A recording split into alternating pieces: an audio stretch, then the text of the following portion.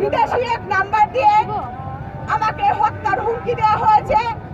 আমার যদি কিছু হয়, আমার 10 বিভাগের সংগঠকের যদি কিছু হয়, তথা বাংলাদেশ আম জনগণ পার্টির একটা ওয়ার্ডের সদস্য যদি কিছু হয়, এর দায়ভার বাংলাদেশ আম জনগণ পার্টি প্রধান নির্বাচন কমিশন সংশ্লিষ্ট ব্যক্তিবর্গের উপরে অবশ্যই অর্পণ করবে।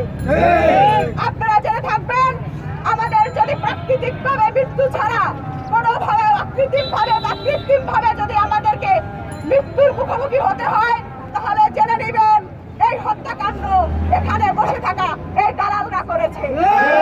এই দালালরা আমাদেরকে এই জুলাইয়ের স্পিরিট ধরে না রাখার জন্য, এই জুলাইকে বাস্তবায়ন না করার জন্য তারা আমাদেরকে এই হত্যার মুখোমুখি দাঁড় করেছে এবং হাদির মতো আমাদেরকে বাধ্য করবে আমাদের জীবন দেওয়ার জন্য।